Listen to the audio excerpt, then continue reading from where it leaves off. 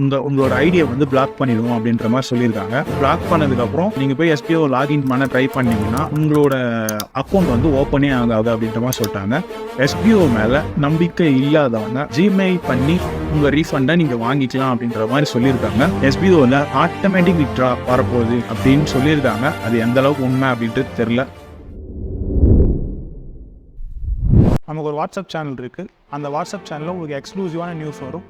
So நீங்கள் அதை follow பண்ணிங்கன்னா டிஸ்கிரிப்ஷனில் லிங்க் இருக்குது. அதை நீங்கள் ஜாயின் பண்ணுறதுனால உங்களுக்கு நிறைய பெனிஃபிட் இருக்குது. ஸோ மறக்காமல் ஜாயின் பண்ணுறேங்க. நிறைய டெக் அப்டேட் கொடுப்பேன். அப்புறம் எஸ்பிஓவில் இன்ஃபர்மேஷன் வந்து நீங்கள் வீடியோ பார்க்கணும்னு அவசியம் இல்லை, அவங்க கொடுக்குற ஆடியோ கேட்கணும்னு அவசியம் இல்லை. டெக்ஸ்ட்டாக ஈஸியாக நான் கொடுத்துருவேன், அதை ஈஸியாக நீங்கள் படிச்சுடுவீங்க. ஸோ உங்களுக்கு அது யூஸ்ஃபுல்லாக இருக்கும். நீங்கள் டிஸ்கிரிப்ஷனில் லிங்க் இருக்குது, ஃபாலோ பண்ணுறேங்க. மறக்காமல் ஃபாலோ பண்ணுறேங்க. Hi guys, welcome to our channel. நான் ஹரிஷ். இன்னைக்கு நம்ம பார்க்க போகிறோம்னா எஸ்பிஓ அப்டேட் தான். எஸ்பிஓவில் ப்ரொஃபைல் அப்டேட்டும் பேங்க் அப்டேட்டும் பண்ணாதவங்க உங்களோட ஐடியை வந்து பிளாக் பண்ணிடுவோம் அப்படின்ற மாதிரி சொல்லியிருக்காங்க. பிளாக் பண்ணதுக்கப்புறம் நீங்கள் போய் எஸ்பிஓ லாகின் பண்ண ட்ரை பண்ணீங்கன்னா உங்களோட அக்கௌண்ட் வந்து ஓப்பனே ஆகாது அப்படின்ற மாதிரி சொல்லிட்டாங்க. லாஸ்ட் டேட் வந்து என்ன அப்படின்னா இன்னைக்கு சண்டே. நான் இன்னைக்கு ஷூட் பண்ணுற டைம் சண்டே 17/3/2024.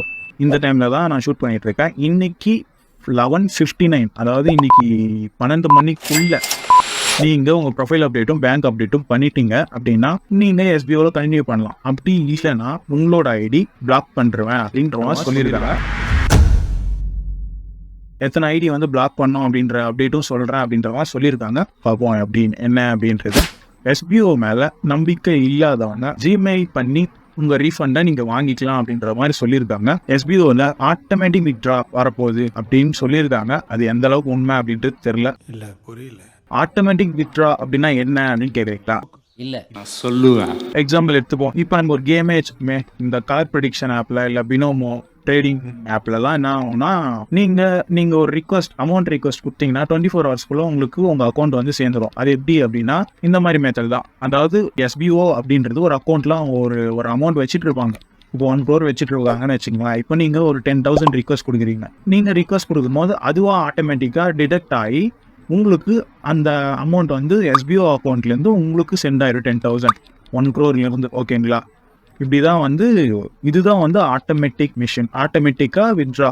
ஓகேங்களா? இதுக்கப்புறம் ஆட்டோமேட்டிக் வித்ட்ரா தான் வரப்போகுது அப்படின்ற மாதிரி சொல்லியிருக்காங்க. அது வர்றதுக்கு கிட்டத்தட்ட ஒரு 2-3 months ஆகும் அப்படின்ற மாதிரியும் சொல்லியிருக்காங்க. இப்போ அவங்க என்ன சொன்னாங்க அப்படின்னா, நாங்கள் உங்கள் அமௌண்ட் வந்து 0 ஆக்கிடணும். 0 ஆக்கினா மட்டும்தான் உங்களுக்கு நாங்கள் இதை வந்து 0 ஆக்கிட்டு கொடுத்தா தான் பேங்க்ல ஒர்க் பண்ண முடியும் அப்படின்ற மாதிரி சொல்லியிருக்காங்க, இந்த ஆட்டோமேட்டிக் வித்ட்ராக்காக. ஓகேங்களா? இப்போ 0 ஆக்கிட்டா அப்புறம் நம்ம காசு அதை இருக்குமே, நம்ம வாலெட்ல ஆல்ரெடி அமௌண்ட் இருக்குமே, அது எப்படி நம்மளுக்கு வந்துருமா இல்லை அவங்களே அதை எடுத்துப்பாங்களா? இதுக்கு முன்னாடி பண்ண ஒர்க்லாம் வேஸ்டா அப்படின்ற மாதிரி நினைக்காதீங்க.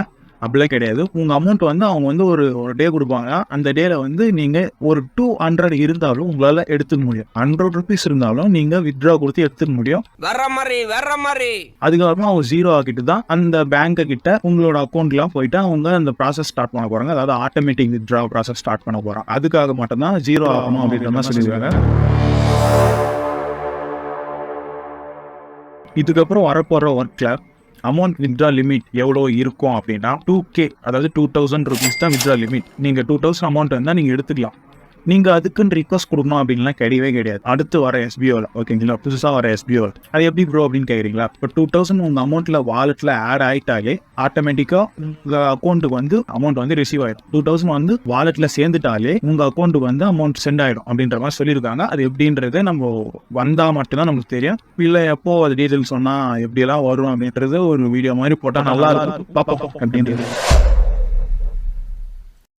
இப்போ வரப்போற எஸ்பிஓவில் யூடியூபர்ஸுக்கு நிறைய பெனிஃபிட் இருக்கும் அப்படின்ற மாதிரி சொல்லியிருக்காங்க. அது எந்த அளவுக்கு உண்மைன்னு தெரியல. 10,000லாம் நீங்கள் நார்மலாக ஒர்க் பண்ணிக்கலாம். 50,000க்கு மேலே நீங்கள் யூடியூப்ல சம்பாதிக்கலாம். நீங்கள் 0 வியூஸ் வச்சுருந்தாலும் சரி, 0 சப்ஸ்கிரைபர்ஸ் வச்சுருந்தாலும் சரி அப்படின்ற மாதிரி சொல்லியிருக்காங்க. சப்ஸ்கிரைபும் வியூஸ் டிபெண்ட் பண்ணி இருக்காது. அவங்க கொடுக்குற சேலரி, நீங்கள் பண்ணுற வீடியோக்கு உங்களுக்கு சேலரி கிடைக்கும். கிட்டத்தட்ட 50K வரையும் சேலரி கொடுக்கலாம். உங்களுக்கு யூடியூப்ல கூட ஒரு சேலரி வராது அப்படின்ற மாதிரி சொல்லியிருக்காங்க. வந்தாதான் தெரியும் எப்படின்ட்டு. அதுக்கு நான் இப்போ உடனே போயிட்டு நானும் யூடியூப் யூடியூப் ஸ்டார்ட் பண்ணுறேன் அப்படின்னு ஓடிட்டாதீங்க. நான் அதுக்காக கைட் பண்ணலாம் அப்படின்ட்டு ஒரு பிளானில் இருக்கேன். யூடியூப் சீரிஸ் ஒன்று ஸ்டார்ட் பண்ண போகிறேன். ஸோ அதை நீங்கள் ஃபாலோ பண்ணுங்கள். யூடியூப்ல எப்படிலாம் பண்ணலாம், எடிட்டிங் எப்படிலாம் பண்ணலாம், எடிட்டிங் எப்படி வீடியோ நம்ம அட்ராக்டாக பார்க்க வைக்க முடியும் அப்படின்றத நான் பண்ண போகிறேன். நானும் கற்றுக்க போகிறேன், உங்களுக்கு சொல்லி தர போகிறேன். உங்கள் வீடியோவில் கம்மியாக தான் வியூஸ் வருது, நீ நானும் சொல்கிறது அப்படின்ற மாதிரி கேட்காதீங்க. நானும் கற்றுக்கிறேன், கற்றுக் கொடுக்குறேன் அப்படின்னு தான் சொல்லியிருக்கேன். மேபி நான் வியூஸ் எப்படிலாம் போக வச்சேன், இப்படிலாம் போக வைப்பேன், இதே வியூஸோட நின்றாது. ஓகேங்களா? கண்டிப்பாக வியூஸ் போகும். அதை எப்படிலாம் பண்ணலாம் அப்படின்றத நான் உங்களுக்கு சொல்கிறேன். ஓகேங்களா? இந்த செட்டப் ஒரு மாதிரி நியூஸ் ரீடர் செட்டப் மாதிரி இருக்குதா? ஓகே, இது வந்து வேற இடத்துல நான் பண்ணிட்டு இருக்கேன், அதனால அப்படி இருக்கும். ஸோ கொஞ்சம் அட்ஜஸ்ட் பண்ணிங்க. இது எப்படி இதான் நம்ம செட்டப்பா இருக்கா?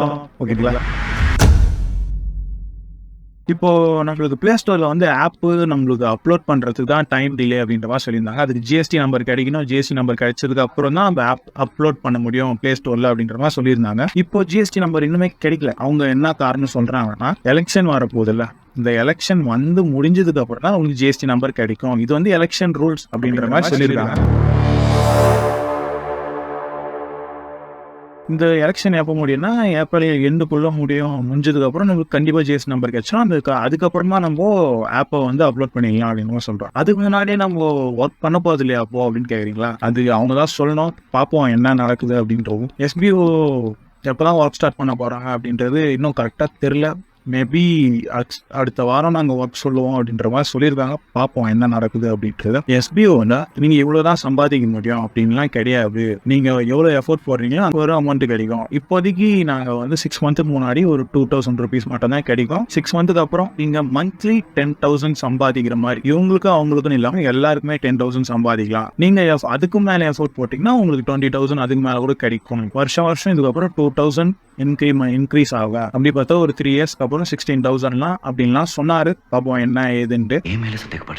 ஓகே, இந்த வீடியோ உங்களுக்கு யூஸ்ஃபுல்லாக இருக்குன்னு நினைக்கிறேன். யூஸ்ஃபுல்லாக இருந்துச்சுன்னா லைக் பண்ணுங்க, நம்ம சேனலை மறக்காம சப்ஸ்கிரைப் பண்ணுங்க. அப்புறம் பெல் ஐக்கான் ஆகல போட்டிங்கன்னா தான் உங்களுக்கு அடுத்தடுத்து வீடியோஸ் ரெகுலராக வரும். இதுக்கப்புறம் நான் யூடியூப் சீரிஸ் பண்ண போகிறேன். வீடியோ எடிட்டிங் எப்படி சீரிஸ்னு எப்படின்றது நான் சொல்ல போகிறேன். வீடியோ எடிட்டிங்னா எப்படின்னா, வீடியோ எடிட்டிங் பண்ணுறவங்கலாம் பார்த்தீங்கன்னா ரொம்ப ஒரு மாதிரி ஹை கிளாஸாக இங்கிலீஷில் நிறைய யூஸ் பண்ணி தான் சொல்லிக் கொடுப்பாங்க. நான் அது எனக்கே புரியாது, நான் கற்றுக்கும் போது புரியாது. நான் உங்களுக்கு எவ்வளோ கஷ்டப்பட்டு அதை கற்றுக்கினேன், நான் அது எவ்வளோ எளிமையாக உங்களுக்கு புரிய வைக்கிறேன். அது தமிழ்லே ஒரு கட் பண்ணுறோம் அப்படின்னா ஸ்பிட்டுன்னு சொல்லுவாங்க. இங்கிலீஷ் எடிட்டில் வந்து ஸ்பிட்டுன்னு சொல்லுவாங்க கட் பண்ணுறதுக்கு.